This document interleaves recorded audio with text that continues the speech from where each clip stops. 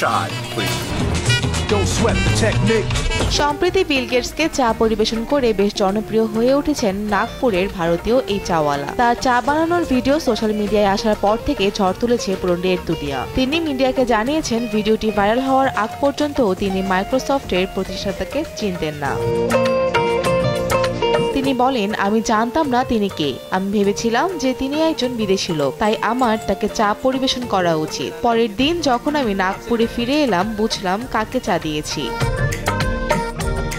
তিনি আরো বলেন, আমরা মোটেও কথা বলিনি। তিনি আমার পাশে দাঁড়িয়েছিলেন এবং আমি আমার কাজে ব্যস্ত ছিলাম। আমার চায়ে চুমুক দেওয়ার পর তিনি বলেন, বাহ, ডলি কি চাই। তার এমন বেশভূষার উৎস জানতে চাইলে তিনি বলেন, আমি এই স্টাইলটি গ্রহণ করিনি। আমি যে সাউথ এশিয়ান সিনেমা দেখি তা থেকে কপি করেছি। এই চা বিক্রেতা প্রধানমন্ত্রী নরেন্দ্র মোদীর কাছে চা বিক্রি করার ইচ্ছা প্রকাশ করে বলেন, আজ আমি অনুভব করছি যে আমি নাগপুর কা চাওয়ালা হয়ে গেছি। ভবিষ্যতে আমি প্রধানমন্ত্রী নরেন্দ্র মোদীকে চা পরিবেশন করতে চাই। আমি সারা জীবন হাসি মুখে সবার কাছে চা বিক্রি করতে চাই। সোশ্যাল মিডিয়ায় যে ভিডিওটি দেখা যাচ্ছে সেখানে বিল গেটস ডলি চাওয়ালাকে বলছে, ওয়ান চাই প্লিজ।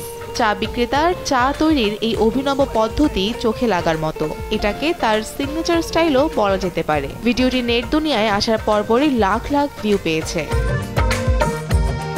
প্রাথমিকভাবে যেখানে তার চায়ের স্টল অর্থাৎ নাগপুরে ভিডিওটি শুট করার সিদ্ধান্ত নেওয়ার কথা থাকলেও পরে হায়দ্রাবাদে স্থানান্তরিত করা হয়। সেখানে তাকে ডাকাও হয়েছিল তার চা পরিবেশনের সিগনেচার স্টাইলের জন্য, কিন্তু বিল গেটস সম্পর্কে তাকে কিছু জানানো হয়নি, এমনটাই বলেছেন এই জনপ্রিয় চা বিক্রেতা। ডলি চাওয়ালার ইনস্টাগ্রাম ও অন্যান্য সোশ্যাল মিডিয়া প্ল্যাটফর্মগুলোতে একটা বিশাল ফ্যান ফলোয়ার্স রয়েছে।